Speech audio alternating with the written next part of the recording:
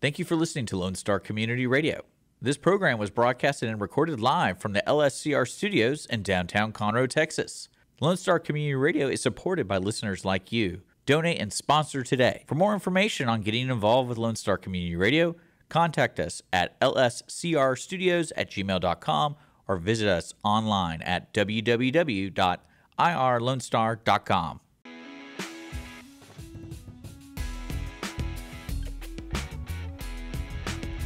Like a guardian angel that you don't take advice from, it's the AOO Show on Conroe's 106.1 and 104.5, irlonestar.com, and wherever you get your podcasts from. I am Andrew, next to Montgomery County's top slot machine mechanic, Dick Schizler.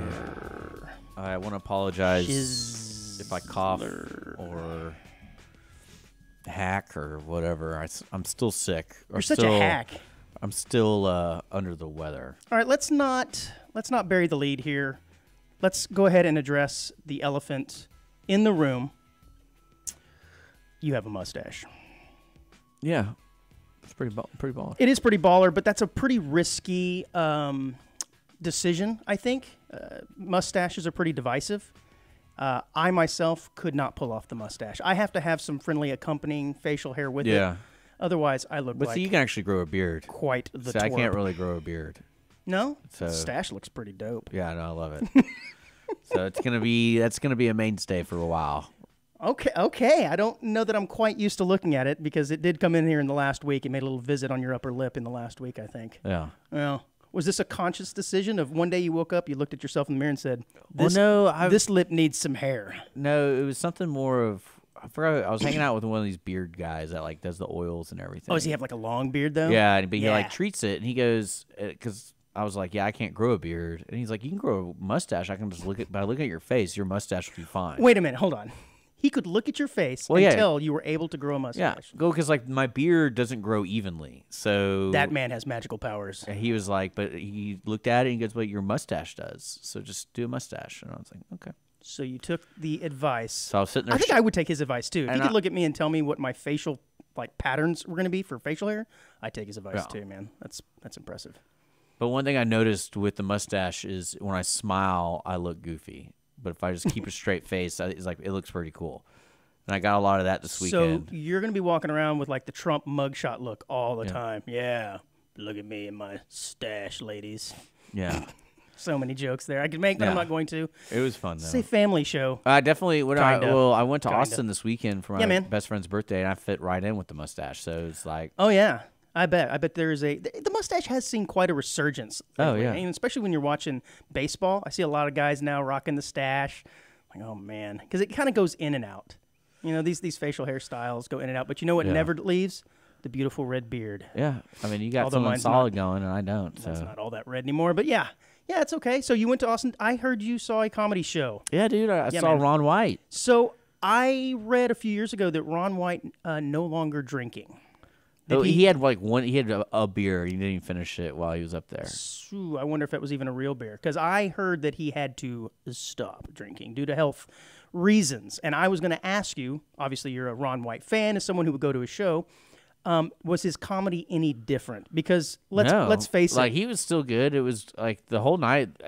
It was great. That place was awesome. We went to that comedy mothership, and it was a lot smaller than I would imagine. But it was very intimate, and the only thing I would say that I got bamboozled because they have a 2-drink requirement, right? Yeah, 2-drink minimum requirement. Right. And so I'm talking to the lady, and their drinks are like $15. Oh yeah, and she goes, "If you want to meet the drink requirement, I can just make it a double." And I was still like, $30, I bet. Yep. And I was like, and I didn't think that. Like my brain didn't translate. A double is $30 instead of 15. I figured it'd be like 15 plus like 5 or 6 or whatever the vodka is. That's not how basic math works, though, bud. And I asked her at the end of the show. I go, could I have just ordered 2 drinks? Yeah. Because I would have done that rather than a double. Because I would like at least the drinks will be lasting the show. Oh yeah, sure, right. So but. In this case, you got hammered in the first 15 minutes. Yeah, and I was like, but again, I just didn't think they would do that. Yeah. But they Well, do now you that. know. That now we know, and I was just like, I feel like that's kind of cheating. I think people who get the double feel like they might be cheating the system, but they're not. Well, not at all. Yeah. And I was like, you got to pay your 30 you- bucks, man. Well, I get that. Yeah. But the fact that she's like, oh, yeah, I can make it a double. I guess if you don't drink, you just got to hand them 30 bucks cash. Here you go. I mean, I haven't. Or they charge you $15 for a Sprite. I bet that's what it is. Yep. I don't know. And well, what's weird is she's the one that presented it, and I was like, they do this stuff. That would I mean, how many people get pissed off about that? Because it wasn't like I was trying to cheat the system. She goes, well, hey, if you just want to make it simple, I can make it a double. And I was like, cool. And when I saw the bill, I was like, wait a second, why is it $30? So did you arrive at this decision to grow a mustache after this double? No. Okay. Just wondering. No, I was just shaving. I was and wondering the like, chronological order I was here. just shaving, but no, that was the only thing I was like really weirded out by. And but other than that, the whole experience was great. Good. And So Ron White's comedy not different because I know the aura around him and a lot of his comedy was based on drinking culture, him being surly and drunk up there, whether or not it was an act or he was really hammered. I don't know. Probably not an act. So I was just wondering how different he was from, say, 10 years ago. Because that guy, the Tater, he is funny. Yeah, that is funny human It was being. funny. The whole night, everyone that was on stage was funny. Good, man. Yeah, I was very... Because your last experience was at the terrible. comedy show was awkward. Terrible. Yeah. I mean, there was just... It made you leave asking the question, is it just me? Is the problem me? Or was that guy not funny? That guy was not funny. Yeah. Both of them. Everyone there was not funny. And I was like, that sucks because, they were trying to be funny. But yeah, no doubt. We do have to let the audience of onesies know that today we are recording on 9/11. Yeah, we go from comedy And show to 9/11. What a so- transition. Way to bring down the room. No, they had a bunch of 9/11 jokes on during the show. Nothing kills like a 9/11 it's- joke, right? Yeah, it is kind of a surreal day. Anytime this comes up, I'm always kind of reminded of it and, thinking back to, where you were at the time it happened. I mean, I know exactly where I was. I could tell you, the kind of the day's events. Does same thing occur for you? Yeah, I think what shocks me the most about that perspective is I always felt it was more of a New York thing instead of like a U.S. thing. So, like, for example, like when the Oklahoma City bombing happened, did the same I don't know, because I was like, did the same reaction happen around the United States where everyone was like, No. this is an attack on the U.S.? No, it didn't. It was considerably different because those two events are drastically different. Also, one in terms of the sheer number of Well, like deaths, when right. when they had the World Trade bombings yeah, in the late 90s. in the late 90s, again. In the garage, I think 1998. It was So bombed. was that perceived as like a unity thing? No, and I think it's all a sliding scale, right? The amount of death, Yeah, and because the everything else, destruction was pretty just crazy for 9/11. I think it was just the fact that those buildings, had the buildings not come down, it would have been bad enough. But when those buildings came down, Yeah. and the chaos that it created, and the dust and the field, Yeah. and those images that came out, man, it galvanized the nation, with the exception of Dick, apparently. But No, I've always thought of it as more of a New York thing, No, where it's no. like the New Yorkers felt it the most, clearly. And like to me, it's like, well, that's one thing I like because everyone I know who goes to New York goes to the 9/11 memorial now. yeah, It's like that's what you do yeah, I'd when like you to go go to New York. I'd like to go. Yeah, I so think it'd be you'd like to interesting. go. I would absolutely. And me too. But it's like again, I was over here in Houston, Texas. Yeah. Kind of like, Yeah. oh, that's crazy that happened. New York, that's got to be nuts. Yeah, and then that's basically the end of my thought. I was like, there that goes. Like, Yeah, what's funny is I am probably in someone's 9/11 story. As do you remember where you were? How'd you find out? Because at the time I was in college working at the grocery store as a cashier, and there were people coming through my line, and I was telling them, "Oh man, do you hear about this? What's happening in New York?" And there were several people at that time said, "No, what are you talking about?" Because it had just happened. And, Yeah. it's not like we all had phones in our pocket, smartphones and whatnot. So, it's possible. Some people said, "Yeah, some guy at the grocery store told me about it." So. But are you one of these conspiracy theory guys? You're a conspiracy theory, aren't you? I love are you reading. Are I you a love- loose changer? No, I'm more of like X-Files kind of thing where like I want to believe, but then I'm not really that big of a searcher for the truth. No way. It's like I want to hear the crazy stories and be like, how did we come to this conclusion again? Especially like the 9/11 stuff. Like there's so many wild theories out there. And then you have other theories like the JFK. Then you have it's just like Bigfoot. Like to me, it's kind of neat. And you're like, all right, how do we end up here? Yeah, a guy with a mustache like that probably isn't a truth seeker, I was going to say. Yeah. But that's just my opinion on it.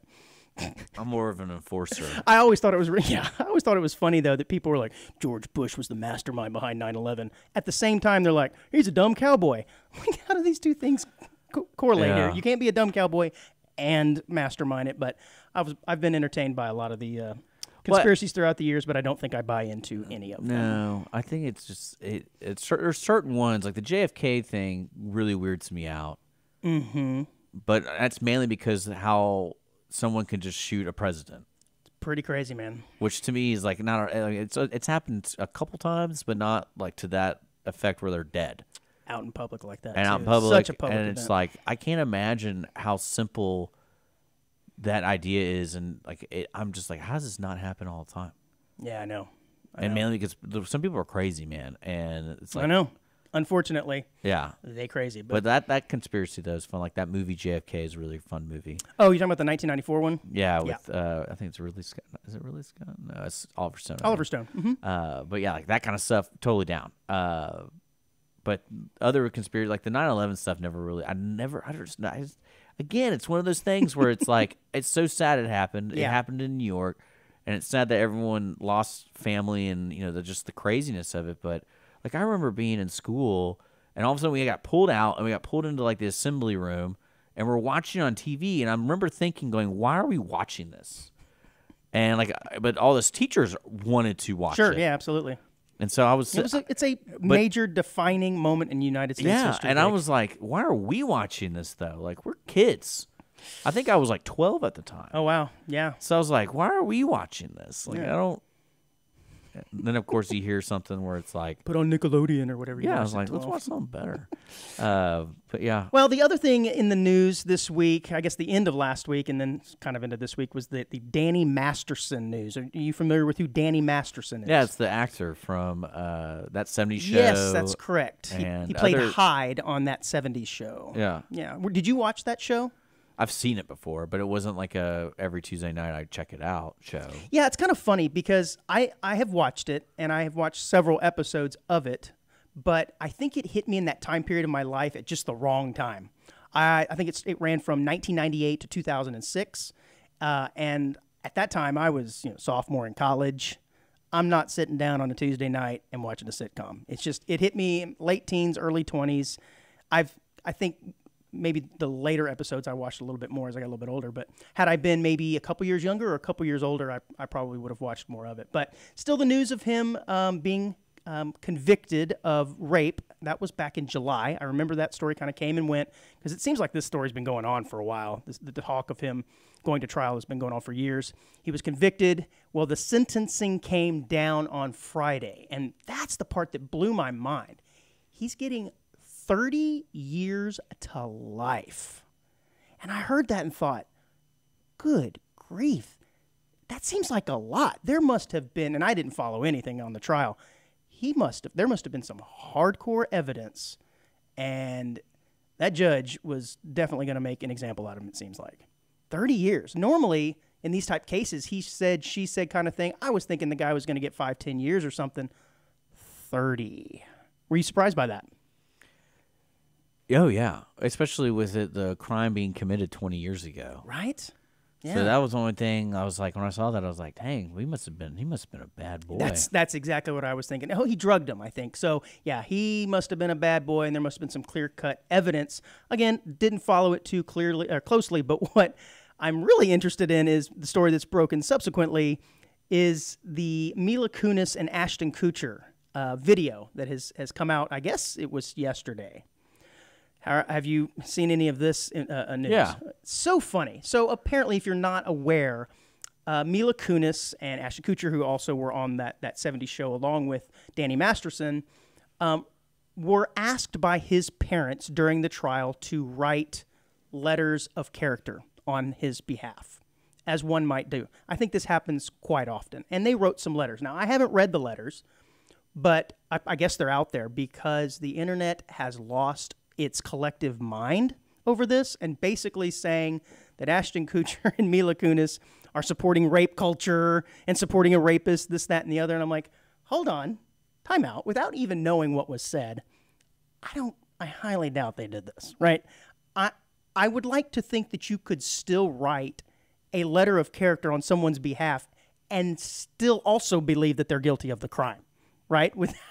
I mean, it's basically you want to know what that person's character was like prior to these crimes. And it's entirely possible that your relationship with them were completely different than that of the victims, right? But people have lost their minds to the point now where they've had to release a mea culpa video saying, we apologize, but in no way are we actually, supporting rape or undermining the victims of this crime. But oh my gosh. So like, for instance, Dick, if you were convicted of murder and your parents came to me and said, can you write a letter of character on Dick's behalf? I'm going to be like, sure, I can do that because I know Dick not the murderer, right? Yeah. But I can also still believe that you're a terrible person and that murdered somebody, So I just think we can have it both ways. And I don't know, I just think it was pretty interesting that everybody lost their especially minds. like imagine writing a character letter for like Crosby or Cosby. Yeah. Like because no one knew.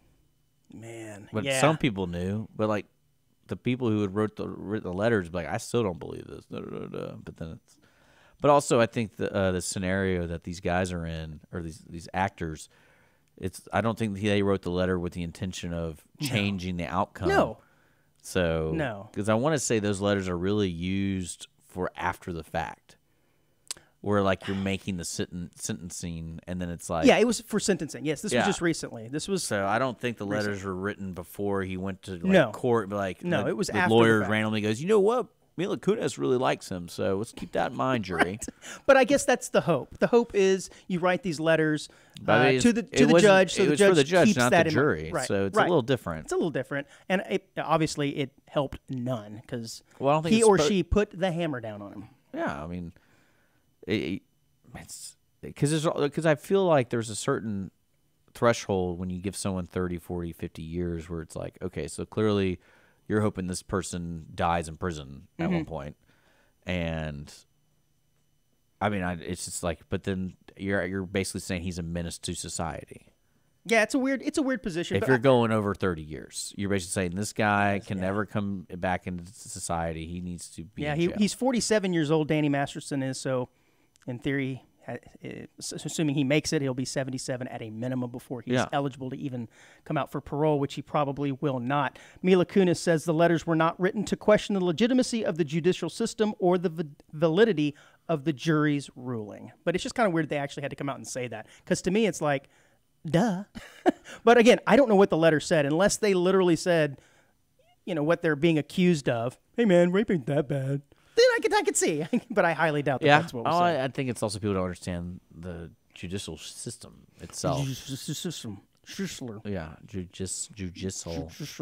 Well, just so you know, when you are on trial and it's after the verdict has been read and your parents ask me for a character letter, I will look past this mustache decision you have made and be able to make a good character reference on your behalf. Okay, buddy? Thank you. You're welcome. Have you heard of this one chip challenge? Of course you have, because it's been around for years. I've done it several times. Okay, so you're the perfect person to talk to about this. I'm not sure why all of a sudden this is a deal again, because it seems like this was 2-3 years ago, right? The one chip challenge? It's been around for a while. Okay, well, if those of you who do not know, if you've been under a rock with this one chip challenges, apparently there's a company, Paqui. They are the maker of the extremely spicy tortilla chips and the maker of the one chip challenge, or marketed as the one chip challenge. Basically, the idea is there's one chip in a bag, you eat it, and I guess, what does the winner get? It's a challenge to see if you'll do it. Yeah. And these things are extremely hot. Dick, what was your experience eating it? Is it just ridiculously painful? Well, it's just like dropping a chemical bomb on your stomach. Because like you feel sounds like a great decision. You feel everything, and I was just like, "Oh my gosh, this is crazy." Yeah, it's definitely something memorable. But you did it more than once. I've done it twice. Yeah. So the first time wasn't good enough. I'd probably do it again if it was brought to me. Okay, why? Because it's just fun. Just because you like other people's reaction? Because it's going to do physical harm to you. Oh, it hurts. Well, I mean, if I just said, "Here, take this knife and stab yourself in the arm," it hurts. We're You're not going to do it. hanging out, and a group of dudes were like, "Oh, I got the chip challenge, cool." So everyone else did it, and the one guy literally had to call his wife from the floor. Was like, "You need to go pick me up. I can't even like move. If I get up, I'm gonna poop my pants. Oh my God! It is that disturbing to the gastro area of the body. Well, I would even say that it wasn't even that hot because I mean I've eaten hot things. It was definitely hot, but the worst part about it was the chemical bomb in my stomach. Where like I go, I don't know if I'm gonna throw up because my stomach is literally making cement right now. And it's making what? Cement. It's like you can just feel it churning. I thought you said it was making something else. Oh. Let's see, Dick, that happens in another part of your body. Yeah, that's only on Sunday nights. And I'm not getting into that. But no, that was the worst part about it. Like I was. Well, the spiciness of the chili peppers is measured on the Scoville scale, which calculates the heat units in a given pepper. Carolina Reapers score around 1.7 million Scoville heat units, and the Naga Viper peppers around 1.4. So those two primary peppers that are used in the one chip. By comparison, a normal jalapeno pepper is only 8,500. So compare 8,500 of a jalapeno to 1.7 and 1.4 million heat units.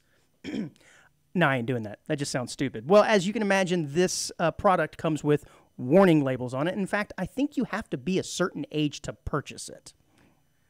And the reason this is in the news again, because a 14-year-old child apparently has died. It's hard to get them after consuming this last week. If you didn't know that, it's hard to get them, well, especially now. But now before like they did it, it was almost like an eBay kind of thing. Where like you had to go to their website when they like wait till they launch, and then you had to wait in line and order it, and then if you didn't get it, like tough luck. Yeah, because like kind of reminds me of the chicken sandwich from a few years ago. That's because that's why I was always like, yeah, I'll do it because it's like the opportunity to do it. It says rare. It was sold in a coffin-shaped container. Yeah. Is this true? Yeah. I'm not eating anything like that. No, dude, it has warnings all over that thing. Yeah. It even tells you to wear gloves when eating it and all that kind of stuff. Oh yeah, can you imagine anything that actually touching your eye? Well, I mean, it was wild how like it even like it did, like the boxing isn't even appealing. Wow. Well, it's not designed to be appetizing, so they don't have to make it appealing. Yeah, it's just one chip. Yeah, it's literally one chip. Well, Pocky, again, the maker of the chip, is voluntarily pulling the product from shelves after a woman said her teenage son died of complications from consuming a single chip. That is insane. And I imagine... I believe it. Yeah, I was going to say, I don't know what, and the story doesn't go into it. This is from NBC News. It doesn't go into what he died from specifically, but maybe it causes maybe breathing issues. Oh, I'm telling you, my buddy was on the floor. Did he have... He literally had to call his wife. And I was like, are you kidding me right now? But it makes you wonder, though, like, so would the store that sold him the chips have some sort of liability in this whole thing? It makes you wonder, right? Because it's not like a product like tobacco or alcohol where it has a legal age. It just says, not for sale or not intended for children. That's kind of a different legal, I guess, standard. But it does make you wonder if the guy behind the counter right now is going, oh, man, I remember selling this Pocky to this kid. Well, again, like... I didn't even think about it. Like the dad could have bought it and then... Or a chip. Yeah, it's just one chip. Give him the bag of chip. Yeah, I don't know. And I don't think they could be allowed... Or, I'm sorry, be held accountable. Was it sold at a store? I mean, I'm guessing. Because every place I've been to, like, we've gotten it. I'm just thinking hypothetically, right? We've gotten it online. And wow. Because, like, I don't know if you can even get it. Well, yeah, not anymore, for sure. Like I said, they're pulling... Well, it says voluntarily pulling the item off the shelves, which would indicate that they are physically in stores. So my assumption is he got this at a convenience store or something along those lines. Oh, my God, I just hit that. If you go to their website, basically it says that we have seen an increase in teens and other individuals not heeding these warnings. As a result, while the product continues to adhere to food safety standards, out of an abundance of caution, we are actively working with our retailers to remove the products from shelves. So they really are. I cannot buy it? No, man. Sorry. Well, speaking of eating funny, interesting things, did you hear a few weeks ago, I guess it was last month, that the U.S. Treasury Secretary Janet Yellen went over to China, as she probably does often in her position as the president of the Treasury, right? Okay. But apparently, she's making news while she was over there because she ate some magic mushrooms that are based in a dish called Jian Chao Qing, or sea hand blue. And I'm imagining it's called sea hand blue because you probably start seeing things like your hand being blue after you eat it. Well, she apparently claims she had no idea when she ordered the dish. She said she went with a large group of people, and the person who arranged the dinner did the ordering. They were delicious, and I was not aware that these mushrooms had hallucinogenic properties. So, of course, after the U.S. Treasury Secretary comes in and does something like this, it has caused a massive craze for that particular dish in China. And I don't know if you know what this woman looks like, but she's a cotton top, white hair, grandmotherly looking lady. Yeah, I don't trust her at all. Eating magic mushrooms. Well, when did this even happen? August. So this is recent. Yeah. I think, just last month, I believe. It's pretty funny, man. I just thought that was kind of an interesting, whoops, I ate that kind of story. So I know that we've gone over this before where you haven't really ever worked in any, like a traditional office setting. I mean, I know you've been doing this radio station since before you could grow that killer stash. But a few years ago, there was this concept of quiet quitting. Were you aware of this quiet quitting trend and what it is? It's pretty funny. It kind of started right after COVID, where people got, disenfranchised and felt terrible about their work because they were staying at home and thinking more about, they didn't want to go back to work, or they didn't feel challenged, et cetera, et cetera. They just kind of, instead of quitting, they just started doing the bare minimum. Just not really doing a very good job until, if they want to fire me, they can fire me. I'm just not going to do much. And the term became called quiet quitting. Interesting. Okay. Yeah, it was all over the news. Like I said, I think it was on the tail end of COVID is really when it gained in popularity. Well, there's a new one out there now, and this one is really funny. It says, "Move over, quiet quitters. Loud laborers are now hurting the American workforce." And this is exactly what you would think it is, Dick. These are people, I know that I've worked with these, that just rather than doing their job will complain and talk about it more than actually doing their work. Oh, jeez. I got to go do this again. I got to go create this PowerPoint. Yeah? You know that pivot table I'm working on? I've been working on that thing for 2 days. You know this guy. We've all had this guy. I know I've worked with this person before, and it is so annoying. But yes, I love how the internet, if nothing else, gives wonderful names for these events. Loud laborers. You ever met a loud laborer? I feel like everyone is. Yeah, to a degree, you think? Well, I mean, I never worked in an office environment like that, so it's kind of one of those things where, like, if you just want to quit. Yeah, that's ideal. Yeah. But I think these are people that, I think a lot of them are just attention seekers. Oh, yeah. Well, I mean, like, doing the bare minimum and getting paid, that sounds pretty rock and roll right there. Yeah, that I can get down with quiet quitting. So it's like, okay. Right? But this guy is annoying to everyone. Yeah. That guy. I thought you were going to say something along the lines of, like, when they quit, it's like an event. Who's coming with me? Yeah, something, like they get firecrackers or something, and like, guess what's happening, boys and girls? I'm out of here. Yeah, the old Jerry Maguire quitting. That was great. That's an excellent scene. Love it. But, yeah. No, sorry. This was just a new take on the quiet quitting. I'm sorry to disappoint. How many minutes we got till the break, man? I actually didn't take a look at that, and I wanted to. Couple minutes. I wanted to start the AOO Medical Minute. Okay, go for it. Play my AOO Medical Minute music. Oh, I got it right here. Oh, okay. Oh, that sounds so medicinal. Yeah. Oh, yeah. Coughing. Yeah. Medical Minute. And now, Medical Minute. So I got to think about this. Everybody seems to have their own podcast. I didn't put it up these there. days. What? Oh, I thought you were talking about my hospital visit. No, we'll talk about that later. Yeah, I didn't put it up there. No, we'll talk about that later. It seems like everybody these days has a radio show or a podcast. Apparently, it's not hard to do. But it got me to thinking, would you be okay or comfortable with your doctor who had a large social media presence? Like the pimple popper lady? So, okay, there's two different ways this can go. So let's do scenario number one. Your doctor, your general primary care physician, has a large following, but he or she does primarily medical topics. Okay. Right? All of he or she's short videos. Her TikToks are about something, healthcare, whatever, but she has a massive following. You cool with that? That your doctor's kind of really into social media? Whatever. Okay. Scenario 2. They have a large social media following that has nothing to do with medical. They're one of these guys that pulls the tricks on their spouse or doing like dude perfect stuff. I don't care.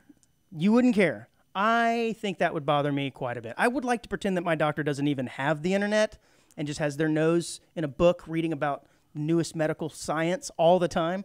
I wouldn't want my doctor to any social media presence. I think that'd be hilarious. No, man. I couldn't take them seriously after that. If they're like, hey, you go in there for your checkup, they're like, so, did you see that behind the back pass that went off the glass and in from 50 feet? Why is that a big deal to you? Did that on 5 tries, dog. By the way, here's some medicine for that. I think it'd be kind of that itch you got. I think it'd be awkward. He comes in and be like, "Hey man, make sure to subscribe and like." That's what he could though. Ostensibly. So if he sent that to me, I'd be like, "Wait, all right, man. I need to see you in 2 weeks for a checkup. Come back and see me. Make sure you go to the pharmacy and like, share, subscribe. I'd be like follow. 20% off. Y'all like and subscribe for 20% off my visit. Yeah. No, man. Sorry, can't do it. My doctor. You know what's funny? That That makes me think of like, you know, those shows like the Dr. Pimple Popper and things like that, because that originated with social media, where she would like show the crazy zits and everything, and I her don't get popping that. it. Why don't you just pop them yourself? Why do you have somebody else pop them? I mean, some of them like you do need medical attention for because they've been sitting there for. Do zits get that bad?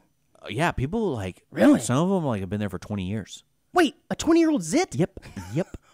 Well, that needs medical. That's no longer a zit. Yeah. That's like crossed over. That's like crossed over to the other side. Well, yeah, and so, but it got me thinking about shows like this where the explosion of a 20-year-old zit. Yeah, so like they got a great segment. They got a 20-year-old zit. I wonder if they get anything like. I imagine they pay these people in the medical procedure. Like it's like, oh, you don't have to pay for anything. You're gonna be on the show, and we're gonna take out the zit. Because some of them are nuts, dude. Like, my favorite ones are the ones who have, like, lumps on their back. And one of them, like, one guy I remember watching is like, yeah, I've had this for, like, 30 years. Oh, and I just never knew what it was. That's not a zit, and it was, dude. like, a cyst or something. I'm like, yeah, I was going to say. And I was like, but I go over 30 years, though, man. Like, you think eventually you'd be like, hey, I probably gotta take this care of this because there's like a large lump on my back. You would think. So, but yeah. And is the process to go, well, we got to pop it? I guess so. They have to relieve it. I don't know. I didn't know this is where the conversation was going. No, but, sorry, onesies. But no, good grief. But it got me thinking about shows like that where it's like, do they pay these people or do they say, hey, the procedure, like kind of like when you watch the cop shows where like, you know, those people, like if I was on Cops, I would say, no, you can't use my face. I don't want people knowing. I know. I can't believe these people. They have to agree to it. But you don't have to. Oh, I thought they did. If they were going to put their face on television, I thought they had to agree to it. That's what I'm saying. Like, I don't think the cops people are making them. Oh no, they can't make it. But I'm saying if they were to put their face, they have to agree to it. Do they get like a lighter sentence, or is like they cover their lawyer bills? It's like, man, I really don't want to be on TV from stealing from Walmart, but that muscle shirt I was wearing that was falling down when I was running from the cops looked pretty good on me. Besides that, just grew out a wicked stash. Yeah, I didn't put it up there. But no, it got me thinking about that. But yeah, to answer your question, I think it'd be hilarious if my doctor was like, hey, will you like and subscribe my YouTube channel? I'll be like, okay. No, not for me. All right, well, we had another accompanying story. We'll cover that when we get back from the break. Should healthcare employees wear body cameras? And when is the appropriate time to put out Halloween decorations? All that and more. You're listening to Audience of One. Don't forget to message us with your story ideas. No pimples, though. Yeah, send us some cool videos. That's what I'm down for. Nope. What's your 9/11 conspiracy, dude? We'll be right back.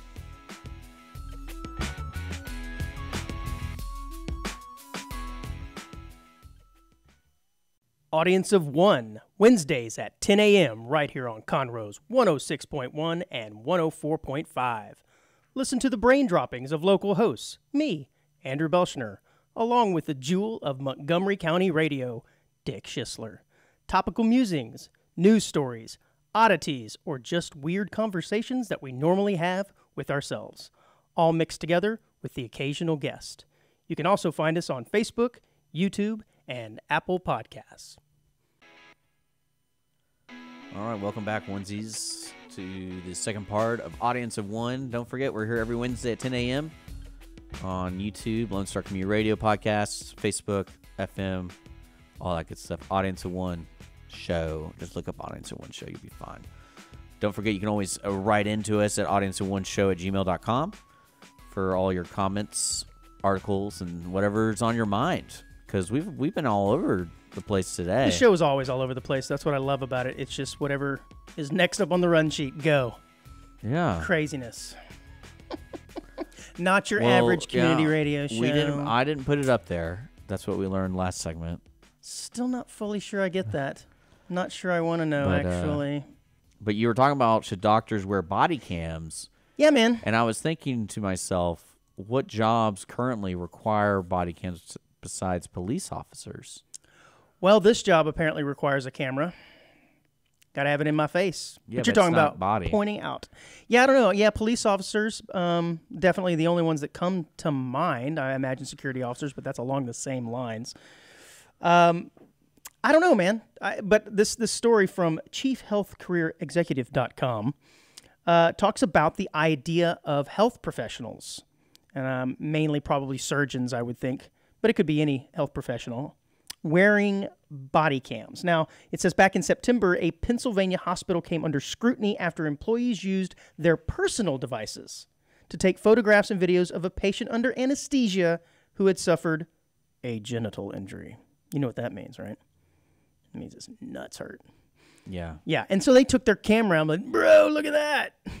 So that's obviously wrong, right? You can't do that, and they were punished.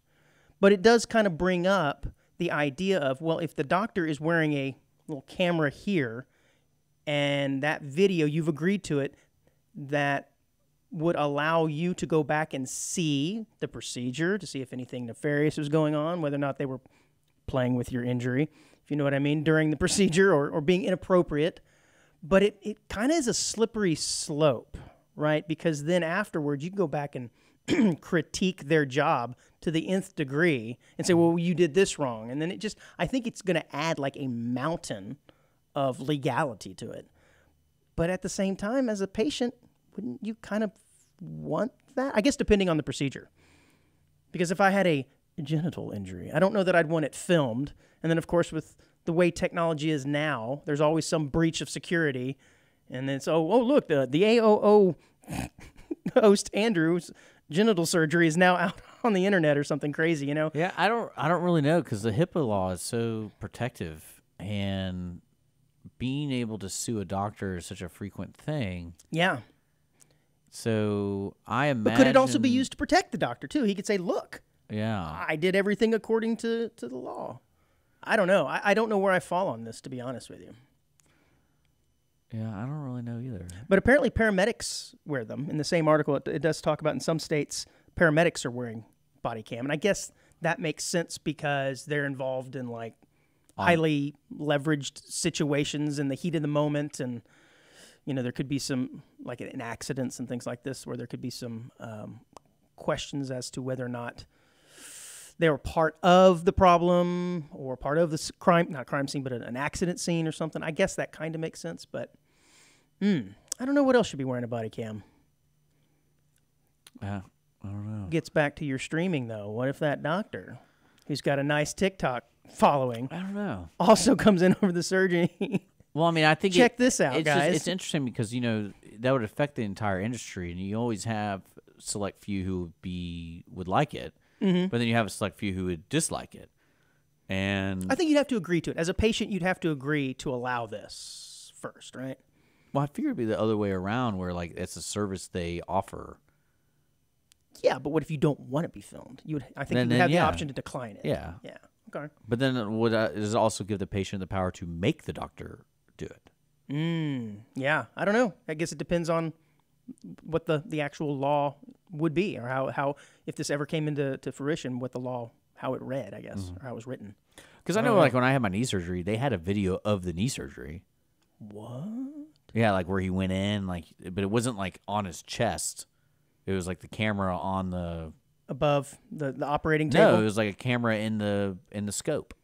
Oh, well, yeah, oh, of course, yeah, because that's the whole. They have to have a camera going through it for a scope. Yeah. Yeah. I was gonna. was going to ask you. I don't think it was just me on the on the table like, wow. Did they drop a junior mint inside Yeah. your This surgery? guy stinks. Let's give him a bath while we're doing this. But One of the best Seinfeld episodes, by the way, if you weren't aware of what that reference was. Well, anyways, I just thought that was an interesting thing, and I imagine for your legit radio shows, well, it's kind of like they could discuss this at think length, about that. but- Like you get into those driverless cars. Yeah. Like I'm pretty sure if you get into those, you know you're being filmed. Okay. Yeah. Okay. So it's kind. Well, I mean, cameras are everywhere, right? Yeah, so that's what I'm it's just saying. one Like, more place. it's kind of like, why would I require a doctor to wear a body cam when there's probably a camera in the operating room already for security purposes? Yeah. Yeah. And I mean, there's cameras all over the hospital right now, as it is. It's just not in the operating room. Is So there? it's I mean, just I have the no one idea. step. For security, yeah. There's lots of security around hospitals. Well, I mean, like that's what I'm Crazy saying. Like, people there. I mean, there might not be a camera in the operating room, but there's one outside of it. But I wouldn't surprise me if I was being operated on. There was a camera in the room. Yeah. Again, if it's just your knee, it's one thing, but if it's You know, you're private. other parts, Yeah. Well, then again, it's HIPAA though, so it's like. yeah. Well, it's all HIPAA. Well, I mean, like I meant more of they're going to protect you no matter what because like that's part of the rule.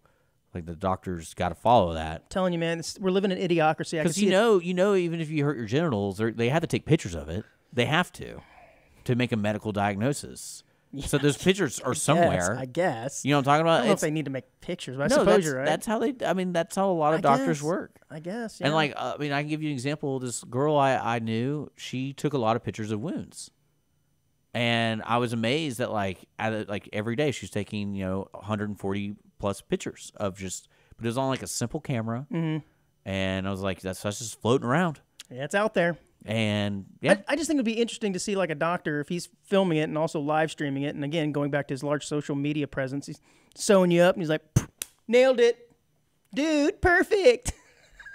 I think it would be hilarious if he just sits there Behind his back, look at this, check He's this just out. talking trash about you the whole time. Yeah, trying to trick up the surgery. Check this out. Let's make this a little harder. Let's cut at this artery. Yeah, well, I have actually heard that before too. Yeah, right. Let's make this a challenge. This is too routine of a surgery. Yeah.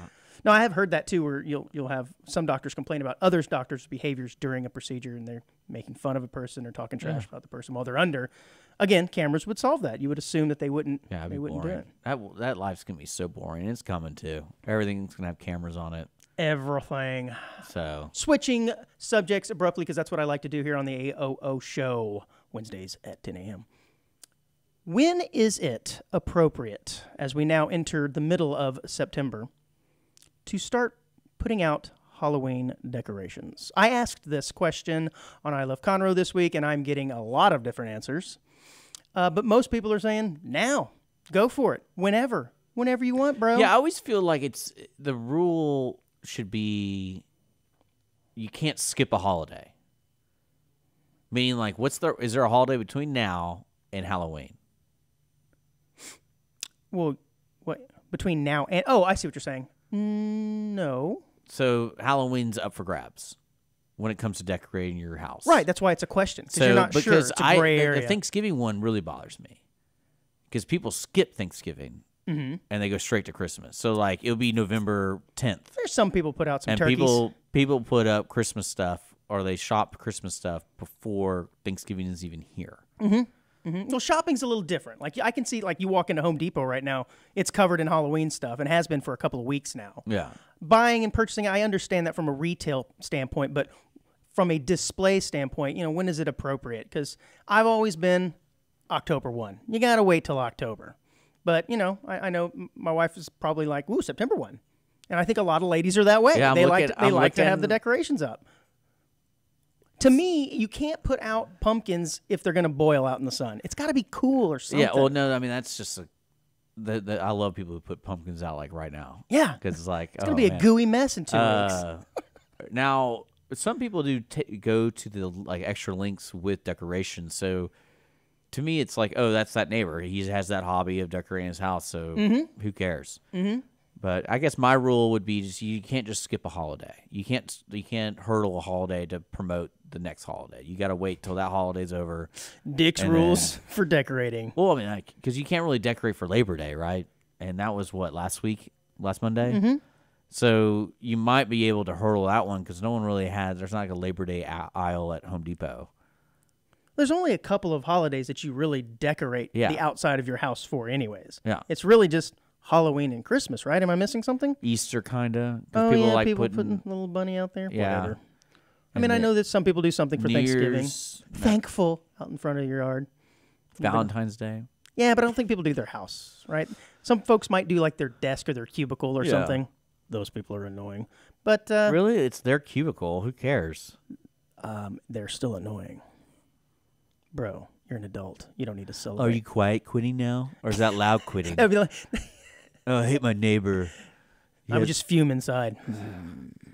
I mean, But yeah, no, you bring up an interesting point too about neighbors. If there's somebody who's pretty sensitive to the fact that you shouldn't be putting out decorations super early, and they're like, "Oh, look at Jim over there.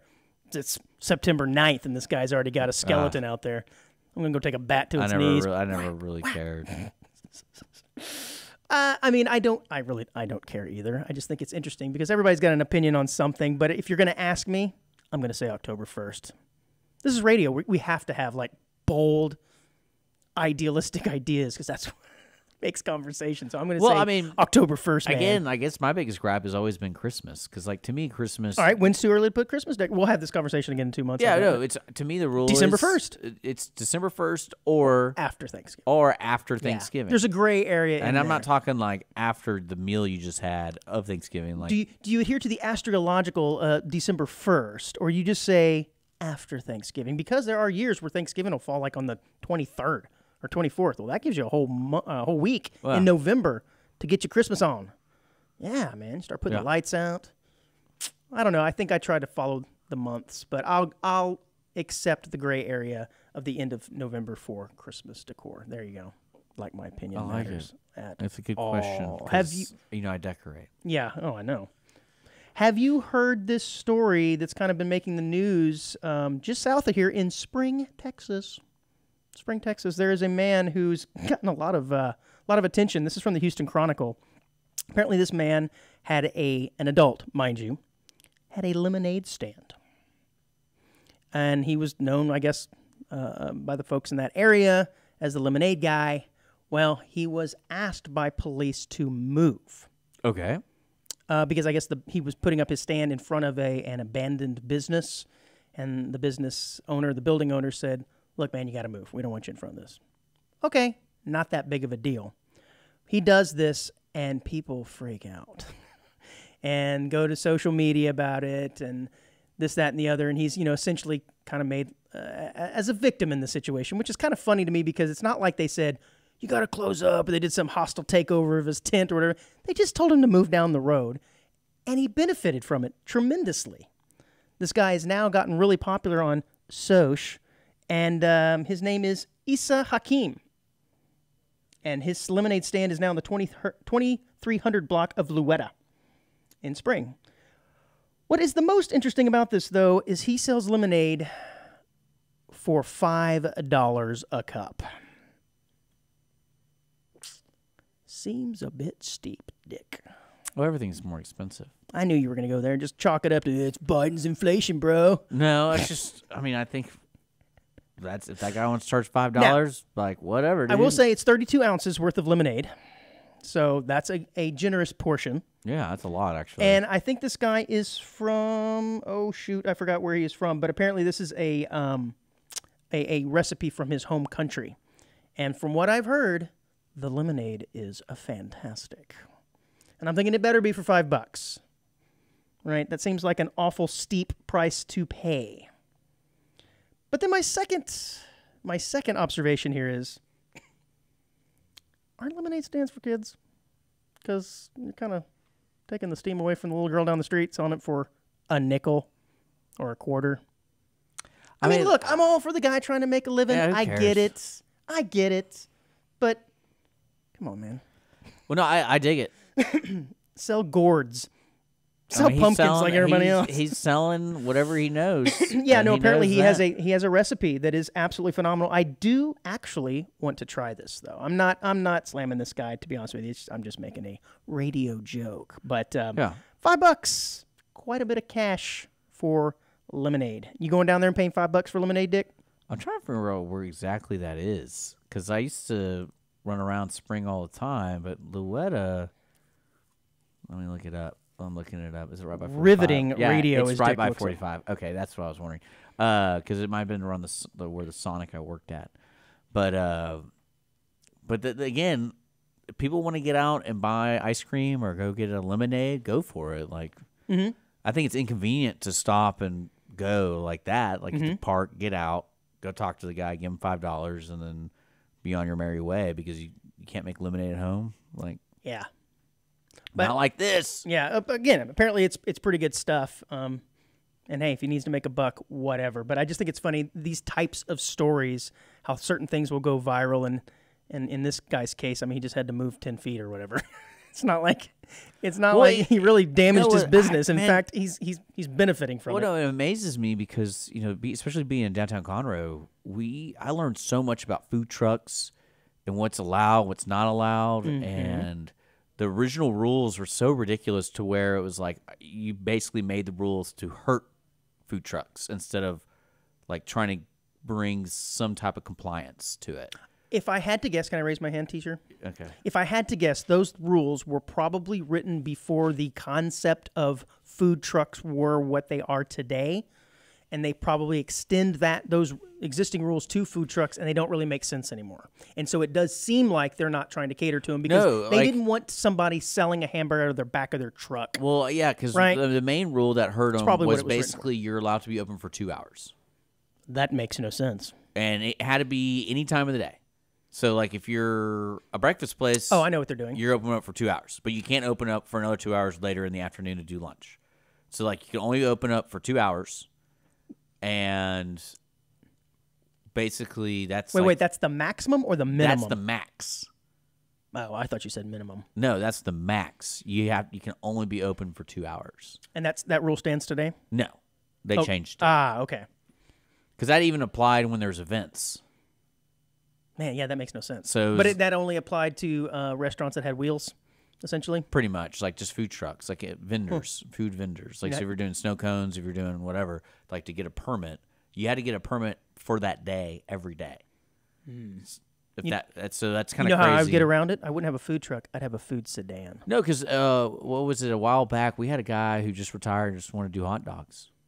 And it was Bulldogies. No. This was... just some older guy that just made hot dogs, and he had a hot dog cart. He rebuilt a hot dog cart. He just wanted to hang out and make hot dogs. And he had to move like every single week. And I was like, what's going on? He's like, oh, the city doesn't know what to do with me. Like, they give me a permit, but then they want me to get a permit every day.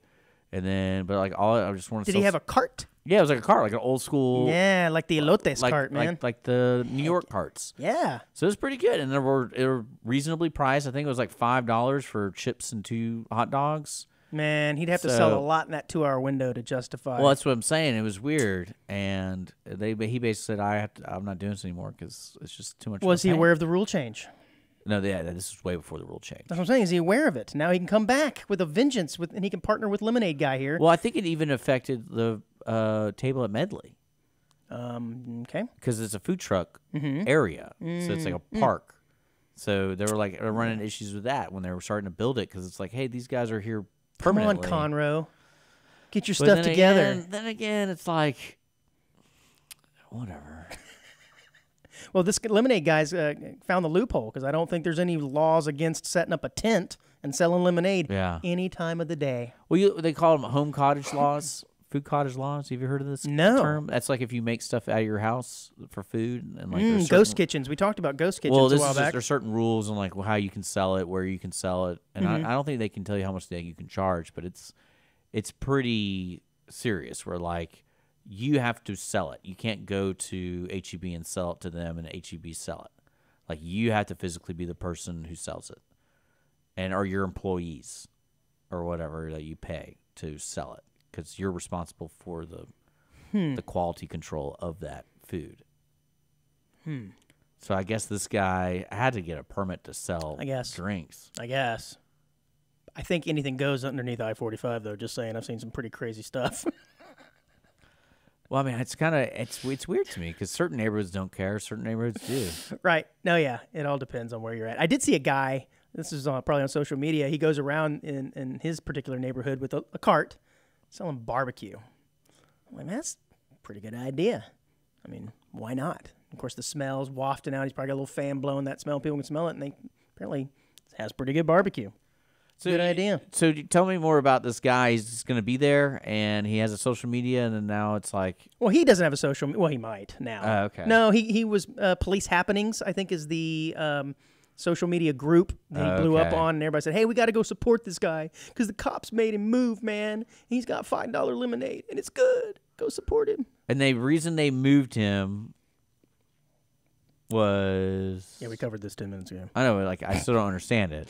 The business owner, it was an abandoned building he was setting up shop in front of, and the person who owns the building said, you got to move. They didn't want that. Because I'm assuming that the person who owns the building wants to sell that site to another potential tenant, and they don't want, some guy selling $5 lemonade out front. So they told him to move. Yeah, because it's private property.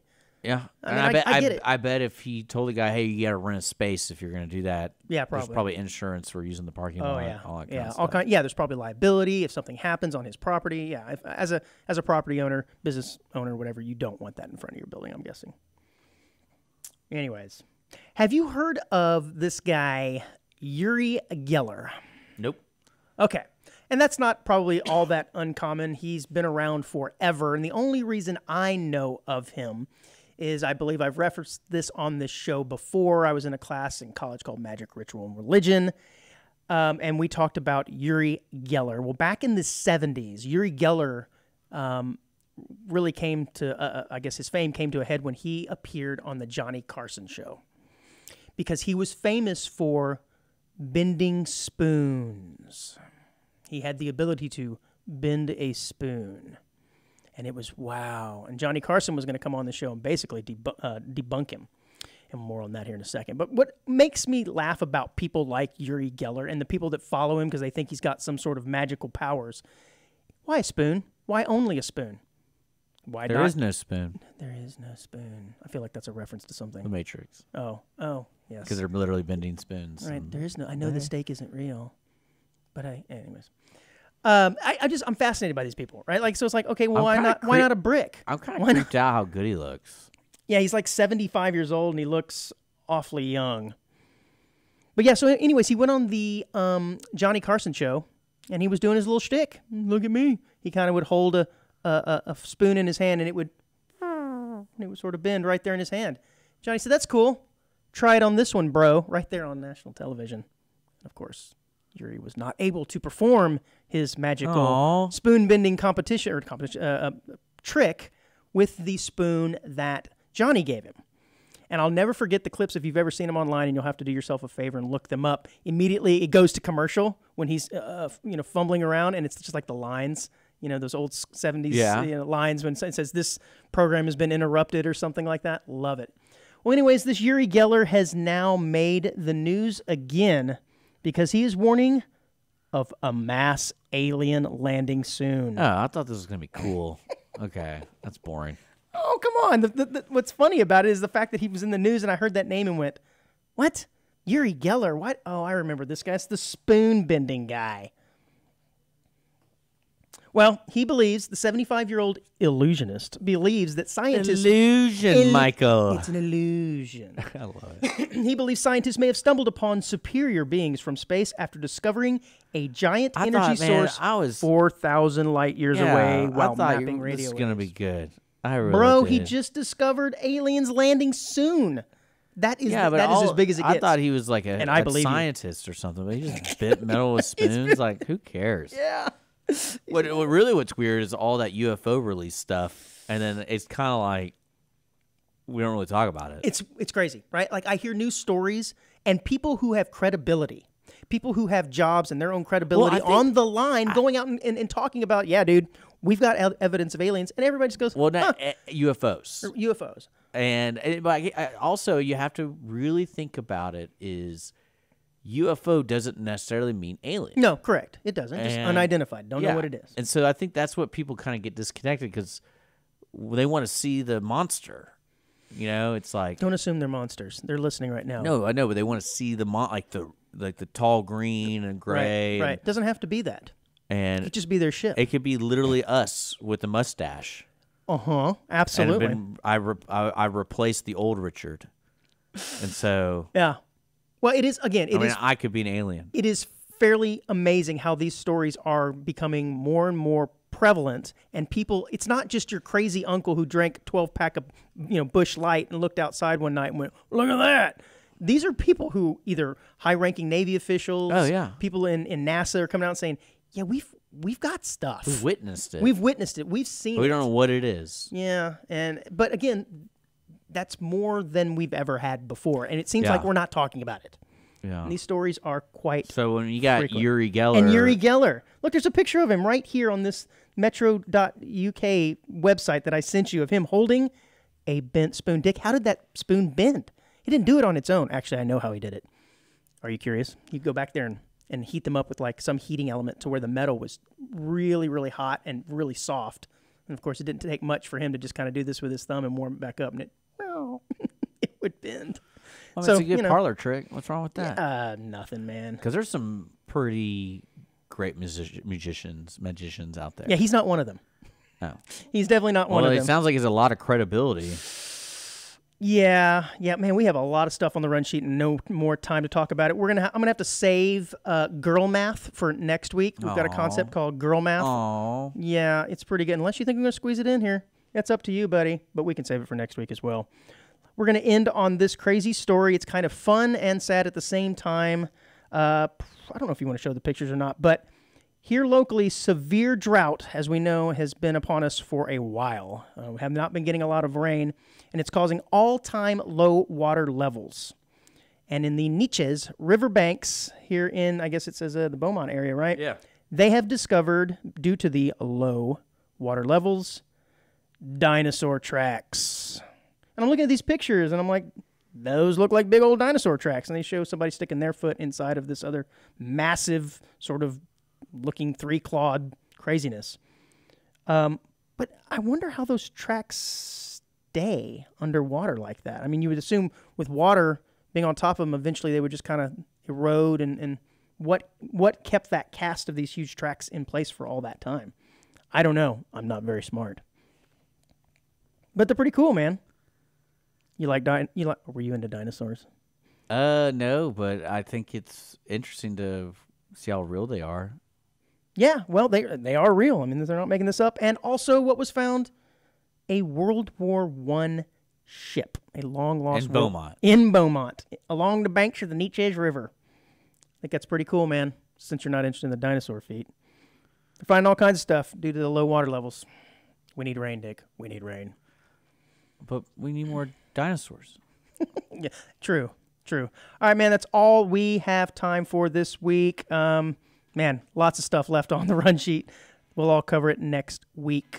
Well, everyone take care. It is the middle of September. We're going to put up our Halloween decorations for the next show. You know it. Because Andrew likes it when it's... I love Halloween. As an October baby, as I am, it's always been my favorite. Well, your favorite should also be Audience in One show. Look us up. It's everyone's favorite. So, yeah. And Andrew, I'll see you later, man. Awesome. Bye, Dick.